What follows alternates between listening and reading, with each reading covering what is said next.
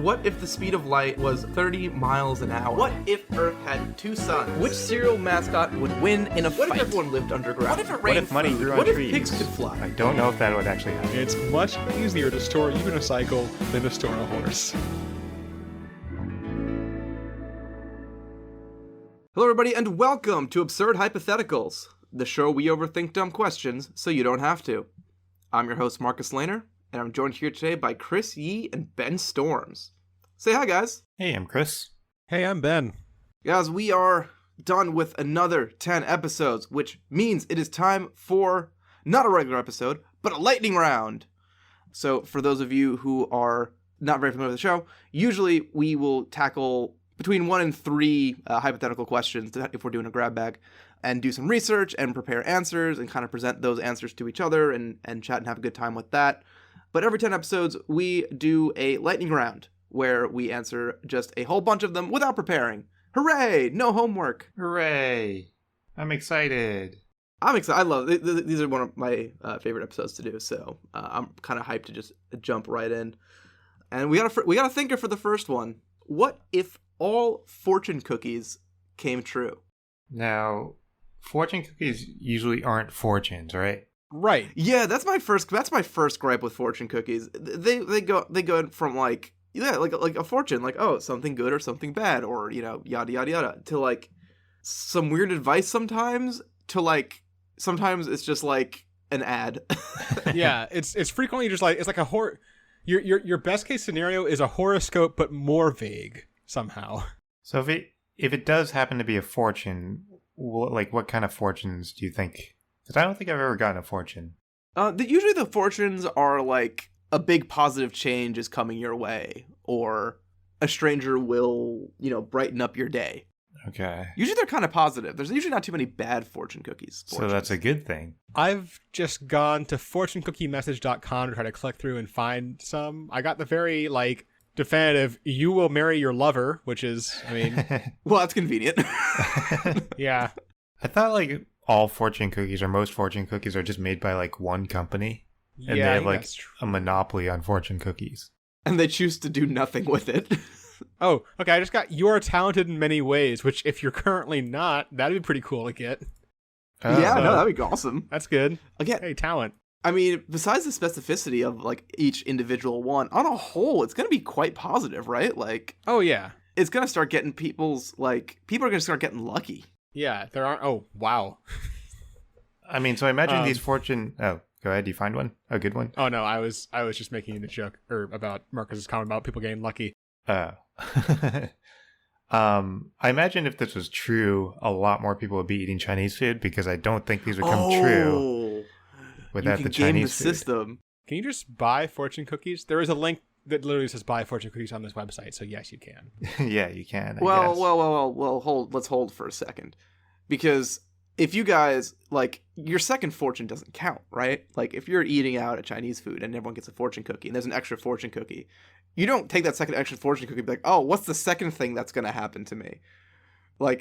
Only the first one you realize. Oh, that's a good point. I feel like you get one per meal. One per meal. Yeah, you can do, and you can't, eat, at least the American version of Chinese dinner for breakfast. I have done that before. But I'm... Leftovers, maybe.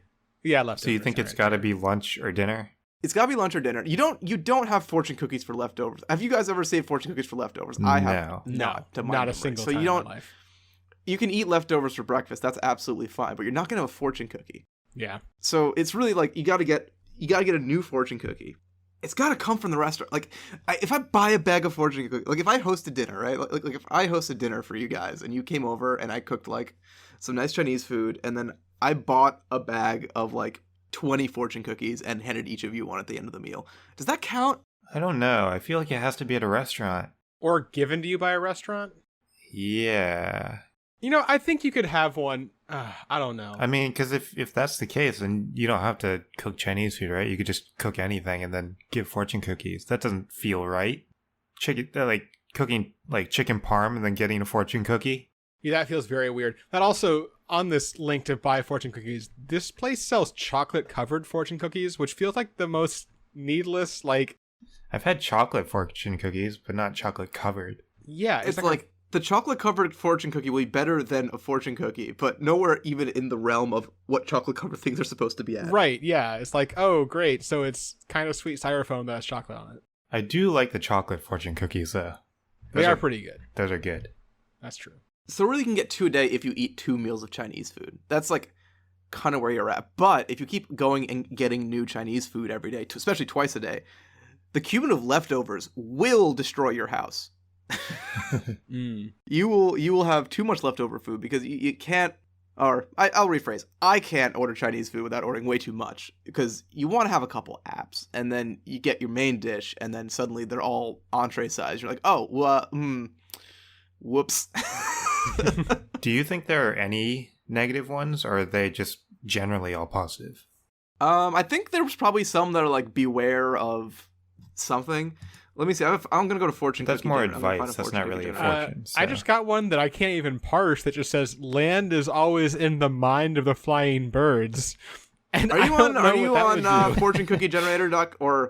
hkessner.com/blah blah blah because I have the exact same one in front of me. That's incredible. I'm on fortunecookieMessage.com. Oh my god. What are the odds? Land is always on the mind of a flying bird, Yep. So they don't like to fly. which is true, or it means there's little dirt in bird brains, and that's not going to be good for birds. Yeah, Yeah. all birds will die. Never give up. You're not a failure if you don't give up. Okay, Marcus, I also found an answer to your prior question. I just got one that says, here we go, Mushu cereal for breakfast with duck sauce.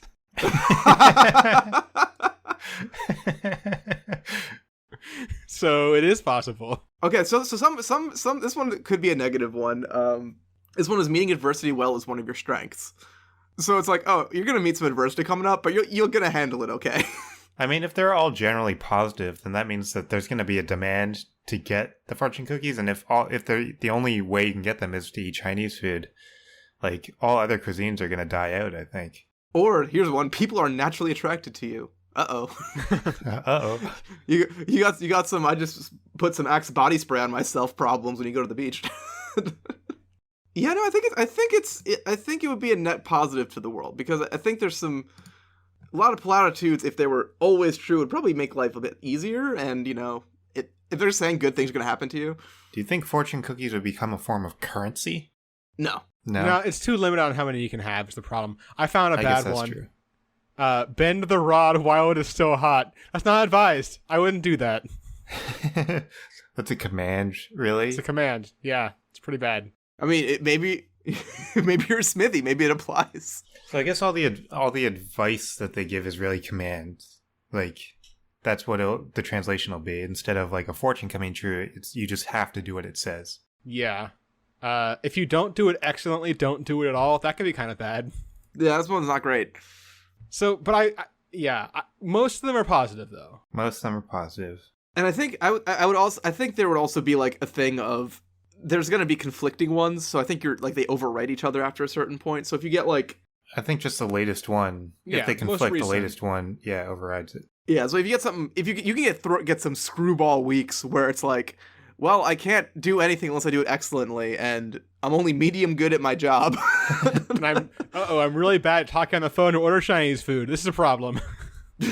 I'm a really bad customer patron. I'm done. I'm dead. But then if you get like a really good one, would you want to just stop getting fortune cookies? And I was kind of wondering if this is actually a net bad thing overall for Chinese restaurants, because there's going to be a big boom at the start, but eventually people are going to get a good fortune and just be like, I'm set, because most of them are good. Have you seen people try to gamble? They're going to be always going. But like, there are a lot that'll just be like, your life will be fulfilling and prosperous or something. And it's like, you get that and you're like, okay, I'm good. Like, I'm set. But then you're going to start getting fortune cookie envy, because even if you got something good, it's like, oh, you're going to be generally, you're going to be chill with life.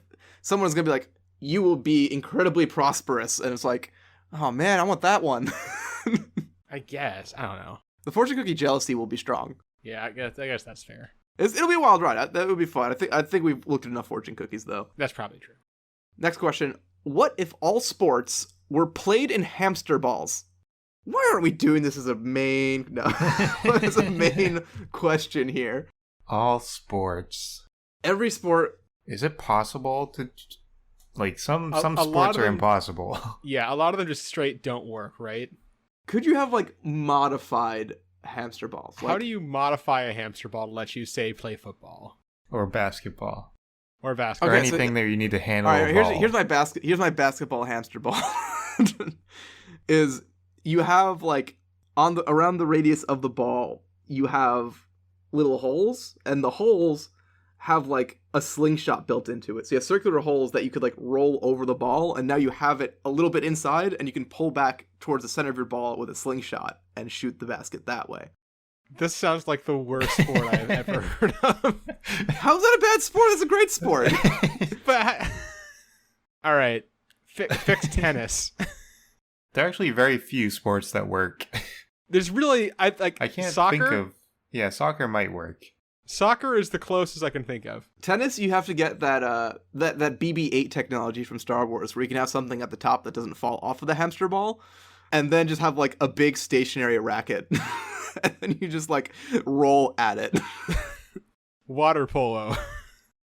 Water polo, you don't need to change anything. It works perfectly the first time. You just float and use mass to get the ball into the goal. All right, whatever Marcus may think, I feel like the answer to this is that most sports are very bad or not working. I agree. Oh man, there's excellent sports to be had with hamster balls. All right, fine. Party poopers. What if the ocean was full of soup? This is a better question. What is the best and worst soup to have the ocean be? French onion soup would be The best. Is that the best? I guess it's one of the better ones, I think. So there's some good stuff about the French onion soup. One, you have a ocean-sized cheese layer to harvest. Yeah. Ocean-sized cheese layer. I mean, it would go bad pretty fast, right? Are we? Yeah, that feels like a downside to me. Are we saying that the soup goes bad because there's gonna be a downside? The for all soup of can't them? go bad. Yeah, the soup cannot go bad. You're right. Yeah, I guess that would be a problem because this French onion soup is like there's like cheese layer and then bread layer because the cheese floats on the bread, and then there's just onions. And then below that, the soup is pretty chill after that. Like is it very it's vinegary, right? The French onion soup? Honestly can't remember. All I remember about French onion soup is there's onions and cheese on top. It's like a beefy broth, I think. That sounds Yeah. right. The French like their beef. I think it's the onion. It's the onion that lends that little bit of like sour taste that I'm remembering. God, I have not had a French onion soup in a long time. I used to like it a lot. I haven't had it in a long time either. Well, then there's that. So that's that one. That one's a lot to unpack. So what are other soups that we could have? You can have like base level like tomato soups, pea soups, like Chicken noodle. I feel like a chicken noodle's a pretty safe one, right? Like it's a salty water still. That's good. Yeah. and it is mostly still warm. I think Well, I think the closest to the actual ocean is probably miso soup That's a good point. Since that's basically a salty fish water with seaweed in it. with seaweed in it. All right, that has these Chinese restaurants really making out this week. Seriously. Does chili count as soup? I don't think it does. It's more of like chili a is stew. chili. Chili is chili. Or Chili is thing. chili. Chili is just chili. Yeah. Sometimes it is on the soup menu, though. It is. If you're going to call it something, I would call it a stew, though, even though I think it's its own thing. You're right. Yeah. Yeah. Restaurants also put burgers in the sandwich menu, so like, come on. It's like it is, but it's not. like if you ask someone for, hey, can I get some soup, and they give you a bowl of chili, you're like, this is not soup. If you ask for a sandwich and someone gives you a burger, it's like, this isn't really a sandwich. This is a burger. So ocean soups. Ocean Is there any soups. ridiculous soup that just like has a category all its own? I mean, I feel like I think we stumbled into a French onion immediately. Yeah. I'm also thinking about like corn chowder or something. corn chowder. Any sort of chowder is going to be kind of... Well, like a lot of chowders that aren't corn chowder are seafood based, which feels appropriate. Yeah, that's true.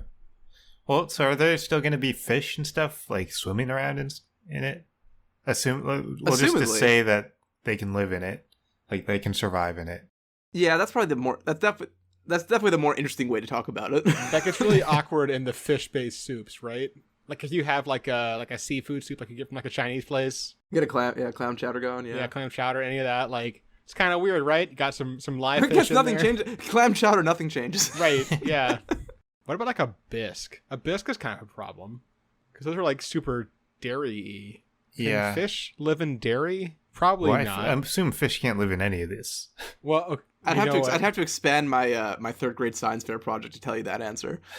I had a project where I was like, didn't know what to do, so I'm like, I don't know, I'll just go see if fish can live in like carbonated mineral water. Turns out they couldn't.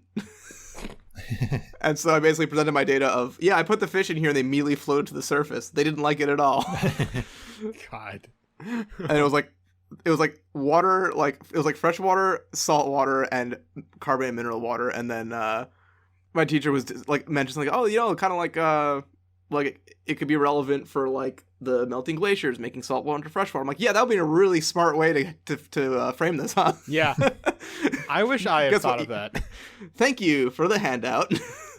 I'm thinking if with all these like seafood based soups, if they were the ocean, would we still like fish for fish, or would you just fish for the seafood that's already in the soup? I mean, would you bother eating fish if the ocean would had a nice thick layer of cheese at the top that you could just harvest? True. It really would depend on the soup. Like, yeah, if it's a hearty soup, if you got like a good tomato soup or a if it was clam chowders, then I doubt we would go clamming for actual clams. Yeah, We I would was just gonna eat say, the clams. chunky, like a chunky vegetable soup has got to be the one. Just replace farming with the ocean. You just go and harvest. You just go and net out your vegetables. Yeah. Solved it. I like that.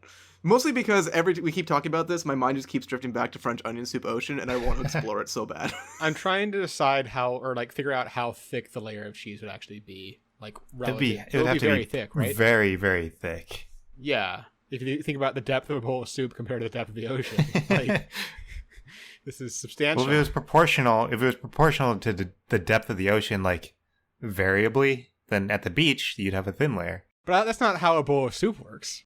Well, a bowl of soup, you don't usually have it usually has vertical sides. It's less the cheese. It's less the cheese that's going to be the problem with the scaling. It's going to be how big do you make the bread. And then you have like bread icebergs that like... Well, the bread gets soggy pretty fast. But it does maintain some amount of structure. Okay, I would go on for an entire episode about French onion soup ocean, which I might at someday, but we have to go past it for this lightning round here. We gotta go fast. Yeah, because you have to get to the real important questions, like what if all animals mooed? They don't make other noises. They all just moo. Literally, the first thing I thought of was that toy, the speak and spin, gets a lot less fun. Do cows like communicate with each other through the moos? I don't actually know. I don't either. I assume so. I mean, I'll Google it right now. But like cats cows... don't communicate with meows. They communicate with hisses though. They do, yeah. Cows use mooing to communicate with each other and their environment. Okay, well, if all animals are mooing, that basically means that all animals are speaking the same language. Well, no, they're just all moo. They just speak a similar language. It's like they're all speaking like Portuguese and Spanish and Italian. Italian, yeah. the same root language. Yeah, but they have like a cat accent.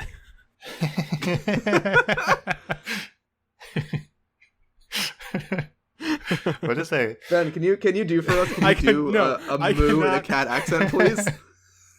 Hold on. I don't think I can. Like, I don't know what that.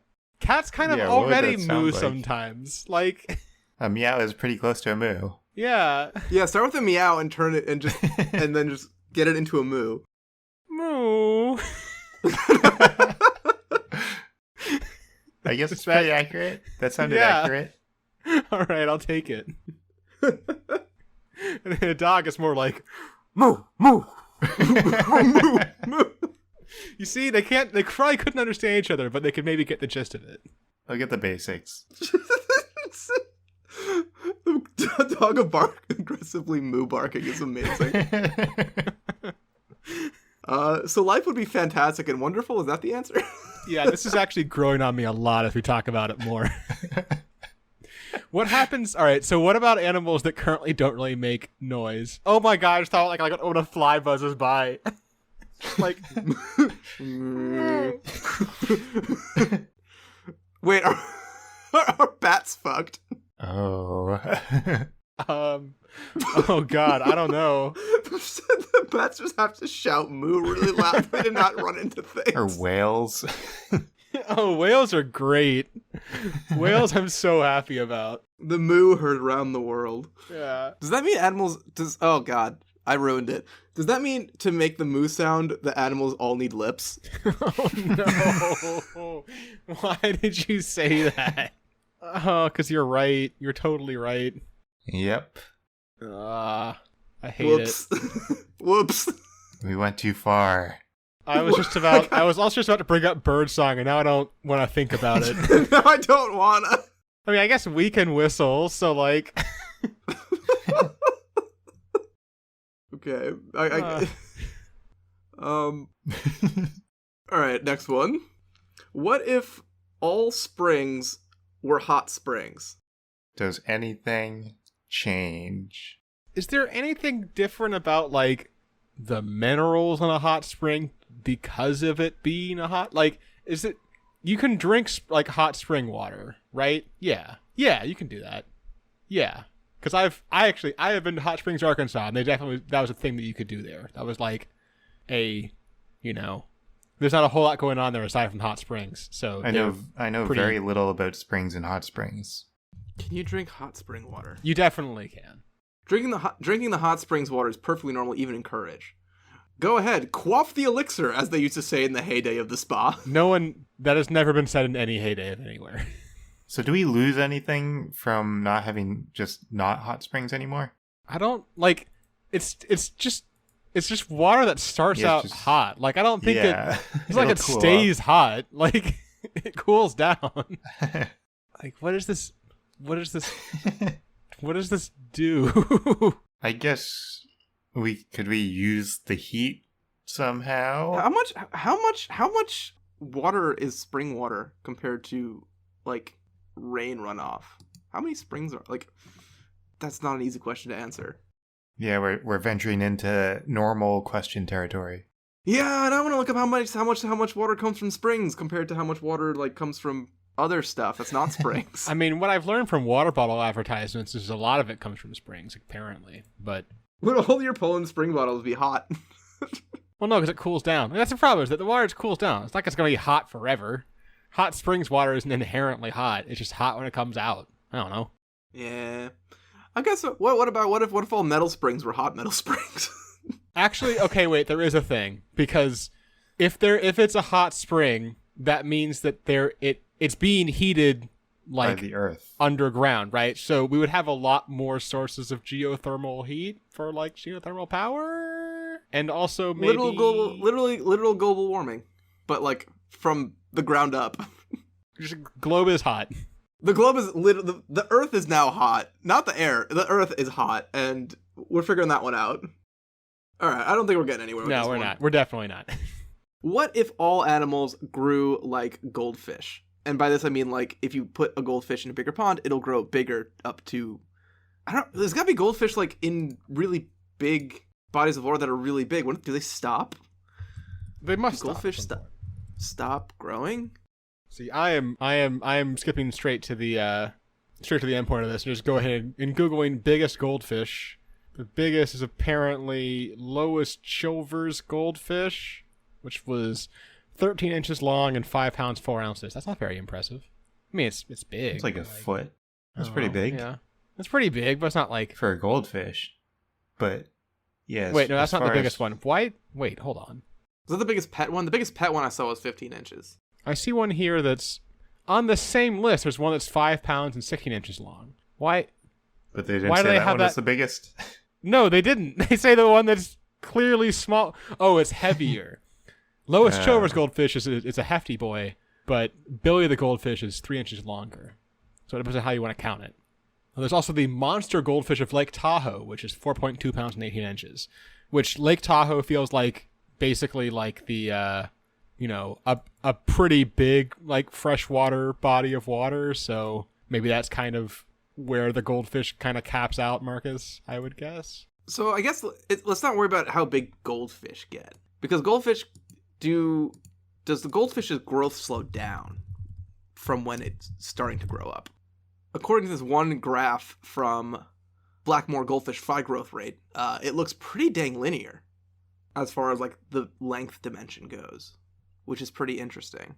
So how are you imagining this translates to other animals?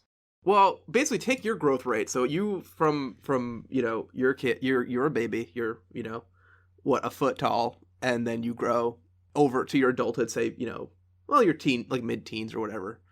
Say from year 0 to year 15, you grow 5 feet. Instead of stopping then 15 to 30, you grow another 5 feet, and then another 5 feet, and another 5 feet. So you don't get excessively big, but as long as your house is big enough, then you can keep getting taller. But then if you have a finite size for your house, then you'll just stop growing. Yeah, if you got like 8-foot ceilings, you'll like just stop at 6 feet. Because you're like, oh, I can't get any bigger in here. So essentially, if you're richer, you'll be bigger. Yeah, that feels like kind of the way this goes, huh? I do like the idea that you have to like update your house, but not by like either buying a new one or just like removing a floor. Not the floor, like remove the floor above you, but like remove the floor between it to make a double floor. Like, oh, I have a 2-story living room. Now I have a 3-story living room. And so like your ideal like retirement home is like a horse barn where it's just like huge ceilings and like big open spaces. And we're not saying that you're allowed to like live outside and just infinitely grow. Well, you could live outside, infinitely grow. Well, we did say all animals, right? And most animals do live outside, so we are going to have to address this. We are going to want to grow, I'm sure. I feel like we actually kind of have to live outside. Yeah, if we want to survive with all the other animals. Right. This is basically just a Godzilla movie, right? Like, this is the way this goes. Yeah, we're just going to be fighting off like bear kaiju. Yeah. But maybe we have the warrior caste who lives outside, who fights the bear kaiju, and then you have like the townsfolk who, to conserve resources, stay small. Oh, so everyone else lives in tiny houses and... So it'll be a job to like defend the town, and they'll live outside, and that'll be their thing. They'll grow super big. Because you can also go the other way with this, where you use your environment to stop yourself from growing too big. You could decide to be like, well, I'm just going to be 4 feet. I'm going to be like, 2 feet tall. I'm just going to stop there and live that miniature life. I think that's actually how you have to do it, just from like a resource. Well, you'd have to make that decision pretty early, and like mentally, would you be mature enough to make that decision? Well, I think it would be a societal. So I think that society, Marcus had the right idea. There would be like a small group of warriors who get swole, and everyone else would live in like, a village that is like a fifth the size of a normal village or whatever, right? And everyone just like a 1.5 feet tall to conserve resources. I mean, theoretically, humans live longer than a lot of animals, so they get bigger than a lot of animals. That is true. Yeah, but we don't really need, I mean, I think you can choose, like, one of the roles you can fill is being a, 60-foot tall, 80-year-old man who goes and beats up bears. Like, that's one way to do you and your family. But I don't think everybody can do that. That doesn't seem super sustainable. Because I feel like society gets more complicated the more different sizes people are. So Ben is saying that it's a societal decision where, like, the government will decide who gets big and who gets small, I guess? Or is it a family decision? It doesn't necessarily be the government. It could just be, like, it could be like social pressures, like family decisions. And it'll be like, probably be like, hey, there's like a set of, like a set of like commerce or society that's like for, the 6-foot tall people. And, there's houses built at that, there's a bunch of houses built at that size, and there's a bunch of, products and clothes and things and devices and all that, designed for people of that size. And then there's like, okay, now we also have stuff for 10 feet tall and for 2 feet tall. And you kind of just pick where you want to be at. And I imagine some will end up being more desirable. I'm not sure which would be like the rich people section, but yeah, I'm sure there'll be more desirable ones that you could like, social class into. It's starting to sound like an interesting fantasy novel. I was actually kind of thinking that too, yeah. Copyright, TM. Yep. If it fits, what's the name of the book? If it fits, it hits, and then no, that's not the name of it. If it fits, it hits. And it's about a hitman following his role, assassinating people of different sizes. one size fits all, but not. I don't. All right. Anyway. Oh yeah, what's the next one here? What if you could only use one of your 5 senses at a time? Touch, sight, smelling, tasting, Hearing. hearing. You only get one at a time. Is this just you or everyone? Let's go with everyone. I think everyone is more interesting and more complicated to think about. Yeah. You can't drive. Yeah, driving. Why not? I guess Well, all you need You to do is can't see. drive with the way that cars are currently work because you need to be able to know where the pedals are. I feel like you could do it Intellectually without. know where they are. Yeah, you could do it without feeling them. I think. You that could be a minor adjustment too. Like you could just cruise control and Well, I think you'd also you could probably do it if you you'd have to, 1 foot brake, 1 foot gas, right? Which I know you're not supposed to do, but otherwise, I don't. it would be tougher. It would take a lot of getting used to because you don't get the haptic feedback. Yeah. But you could just, how quick can you switch it over? Can you just close your eyes for a second? I mean, that's a really bad I don't idea. recommend this on the real roads. I feel like situation where I need to use the brakes. Better stop gonna being close able my to eyes. see. Yeah. That doesn't feel great, personally. Smell is definitely the sense you use the least, right? Yeah, smell is you just see a beautiful cake and you close your eyes. You're like, okay, I got it. I think a lot of times it'd be a benefit not to smell. I guess that's true. I prefer to have my sense of smell. I mean, in certain situations. Yes, there are certain situations where I'm like, wow, I wish I didn't smell that. But then again, as a male, when something smells really bad, it's exciting. It's not even that bad. It's You're just exciting. oh, man, Wait, you gotta I'm smell sorry. how nasty this is. What? What did you just say? It's the guy thing. If I'm you a guy. I don't think that. This is a Marcus thing. No, this is not a Marcus thing. If you are I don't know, say you're cleaning out a hoarder's house or something, and there's a really nasty thing. You're like, oh man, you gotta smell this. You do that. You don't continue smelling it for enjoyment, but you get that one smell, and you're like, oh god, I have to share with the world how bad this smells. Maybe we're gonna agree to disagree on this one. I feel like you're gonna get not always having, because most of the time I feel like you're gonna have your eyes on, and I feel like it's gonna be very easy to injure yourself in some way and not realize it and cause very bad damage to yourself. I wonder if if touch is more important than sight. You can use sight to correct, course correct in a bit. Just every once in a while, you open your eyes for a little bit. Yeah, you move, you stop, you look, and then you move. Because I mean, people who are blind are able to make it pretty comfortably places. True. Yeah, that's true. I guess also thinking about think about how hard it is to walk around when one of your legs falls asleep and you try to stand up and walk around. And now imagine it's that, but your entire body fell asleep. Do you think people would get together and coordinate with each other, the different senses, and work as a unit? I was thinking about that, but I guess the question is how do you communicate the information? Because only one person has ears. What you do is you have one person who's the touch balance. So the one person that has their touch and balance go. I feel like I can't balance if I can't feel. I don't know. That's weird. Maybe that's weird. But you have the person who can feel, and then piggybacking on them is someone who can see. And then they can pull their ears left or right. Like Ratatouille. Yeah, they Ratatouille them. It'd be like a couples thing. That could work. And then you could have someone hearing and signal to the guy that can see. I mean, you can add in more. I think hearing and tasting and smelling are going to be the indulgent senses when you're enjoying something. Seeing and feeling are definitely the most important. Well, I guess hearing will be for, conversations and things. I mean, mealtime, everyone can just turn off all their senses and enjoy a meal.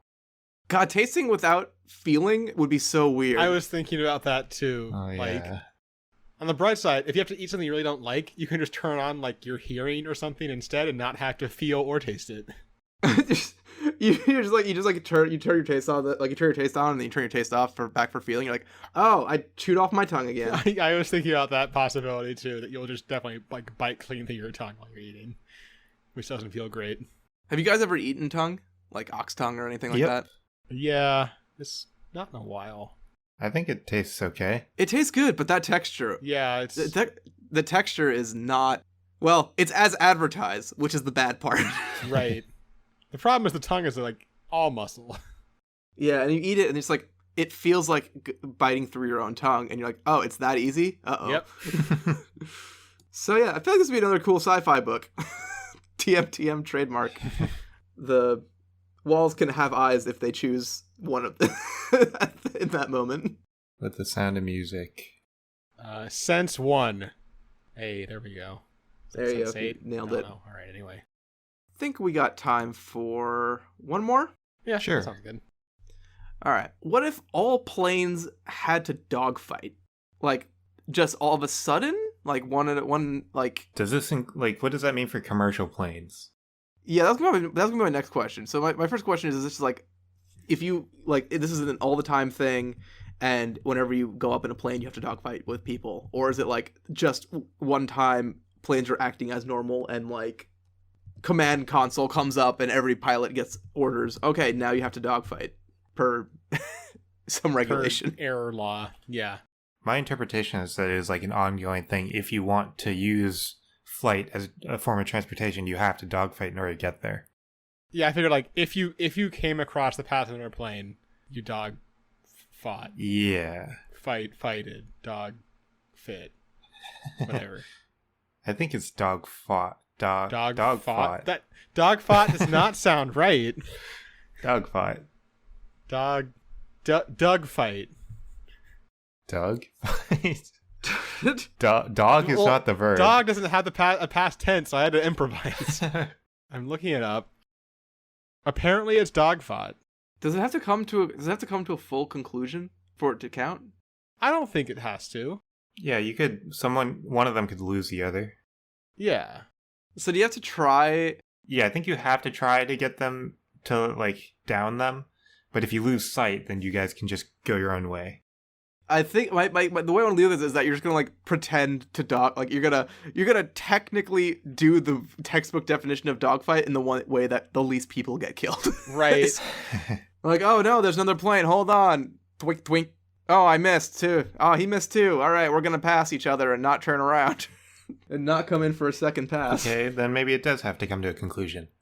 Maybe the second you see another plane, one of you has to crash. God. What do you do about airports? Right. That's kind of I hadn't thought about airports. concerned about in this situation. There's a Because strict there's a lot of planes there. one plane in sight per takeoff. You have to So now it's hide all going the like planes. if planes aren't allowed to look at each other. Is now Basically, where we're yeah. at. Planes can only use one sense at a time. Well, maybe the planes aren't plane dogfighting. Maybe all planes have to dogfight, and that you get on your plane and there's a dogfight inside the plane. God. I mean, with airports, you could, like, air traffic could avoid that situation. So, like, air traffic control is like a giant game of keep away now, basically. I mean, I guess it literally is a game of keep away, just, by a strict definition, but you know what I mean. Oh no, Eagle Eye Jackson's is piloting again. He can see planes from so far away. Wait, okay, here's a question. Do you suddenly not want pilots to have good eyesight? Ooh. And then you just get, like, really good probably. autopilot systems and stuff? I think Yeah. so. Maybe is there a, like, hierarchy to initiating dogfights? Like, can the co-captain initiate a dogfight? Like, can you blind the captain and have the co-captain be the one? Like, all pilots have been blinded for the greater good. I mean, to also make them very bad at aiming in dogfights. So, I mean, that's another benefit. That is technically true. So I guess with commercial flights, are we just saying that all planes that fly Are have to have armed? weapons? Yeah. I think so, yeah. Okay. I mean, yeah, there's not really any alternative if you're gonna dogfight. I mean, maybe you can open the windows and people bring in carry-on luggage. Hold on. What if we do the, like, Top Gun train style montage where it ends when you get, like, a missile lock, right? So no plane actually gets destroyed, but you do have to engage in an all-out, like, twisty-turny, divey fight Just like to get a laser lock on the tag? guy. Basically, yeah. That's a much That's a much better legitimate thing. idea. It is still a bad idea, but Yeah, it's the answer, and the one thing we have not talked about is what happens to the passengers in the plane, and it's horrible. right. Well, you probably have better seats in your commercial airliners now. But the captain has turned on the fasten the seatbelt sign. Also, fasten the overhead seatbelt sign. Yep. Also, brace for impact sign. Yeah, wouldn't like it. Wouldn't like it at all. Yeah, this is a bad idea. We shouldn't do it. I'm just gonna go put that out there. Noted. We will not do this. Yeah, we concluded. We thought about it. We brought it into committee. You know, everyone took a vote. We Voted had some against it. presentations, did some good legwork. You know, kudos to the team. Thanks for the efforts, but we're going to elect not to go ahead with all planes have to dogfight plan at this time. You're welcome. But what we will do is take a small break and come back with one last question, which will be our Would You Rather question of the episode. Marcus, are you ready for a Would You Rather? Yeah, hit me up. Would you rather talk like Yoda or breathe like Darth Vader? Do you think Darth Vader breathes easily? It doesn't sound like it, but I know what you mean. Yeah, it doesn't sound like it. I mean, I guess technically has like technology is helping him breathe. I'm imagining the Darth Vader breathing, and I'm trying in my head to decide if it's like labored. I think it's more like the noise. Like it's not like the difficulty of breathing like him, but more the noise. So here's the problem I face in this situation, is that I run, and when I run, I have to breathe faster than normal. Well, I imagine, because like Darth Vader, he does physical things. I don't know how he breathes during those physical things.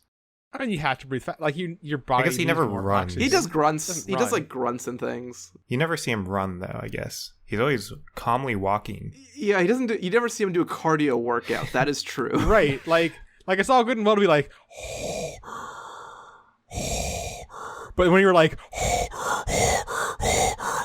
that's not great. I don't want that. Like, that's a really bad situation. Like, just doing that was not fun. It was kind of fun, but not like physically, you know?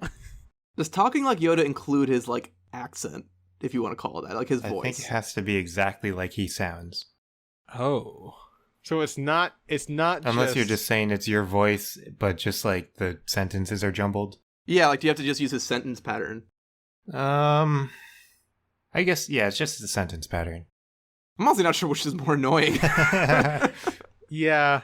Like the funny voice kind of makes it like a little bit of it's more bearable that way. I mean, you can choose to do the funny voice if you want. Annoying this would be. Livable it would become. Annoying this would be. No, way worse. Livable it would become. So much worse. I thought it wasn't going to be worse. It was worse. I mean, the breathing is a constant thing that you're not, like, it's always going to be going on. The talking is only when you talk.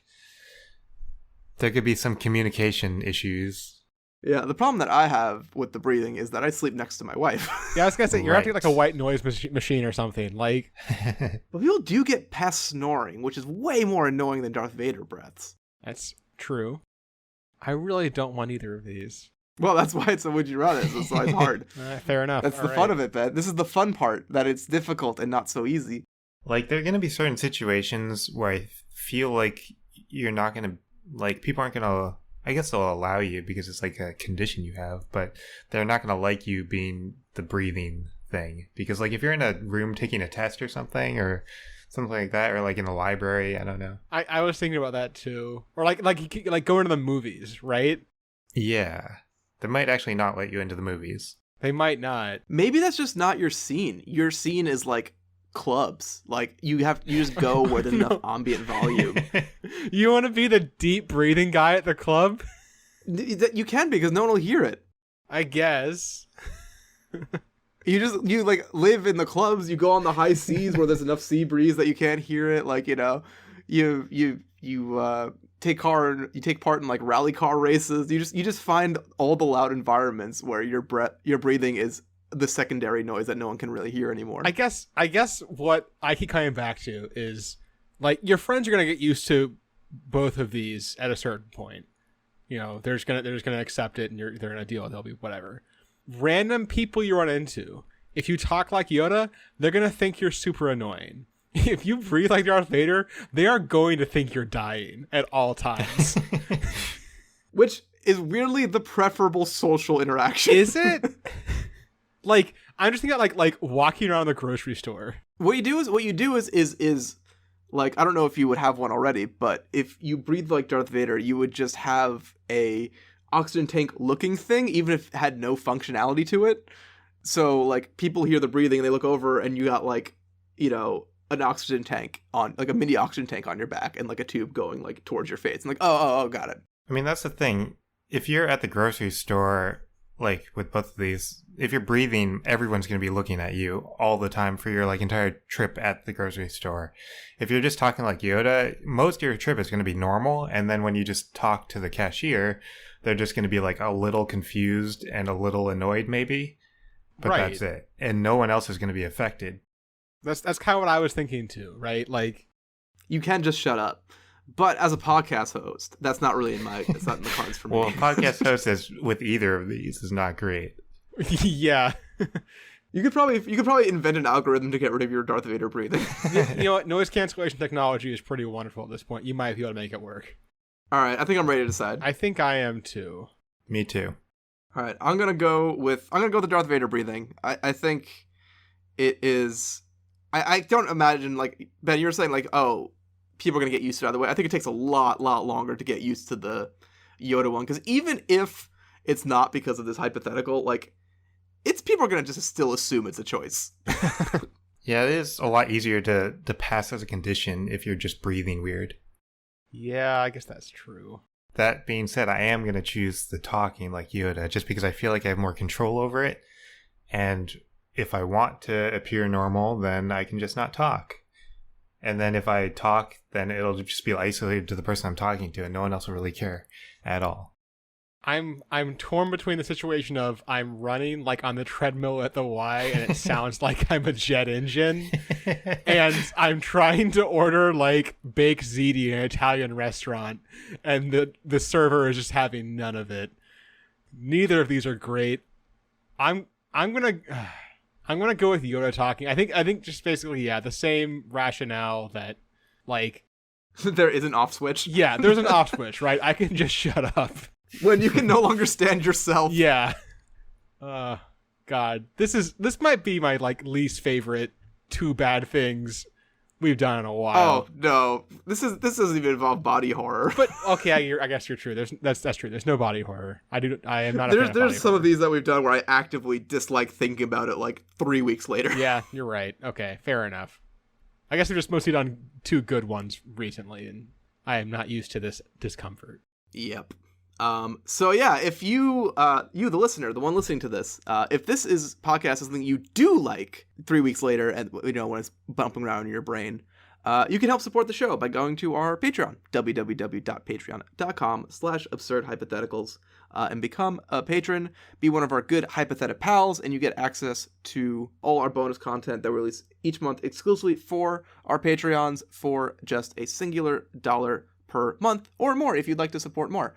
But that is, once again, www.patreon.com/absurdhypotheticals. You can find it there.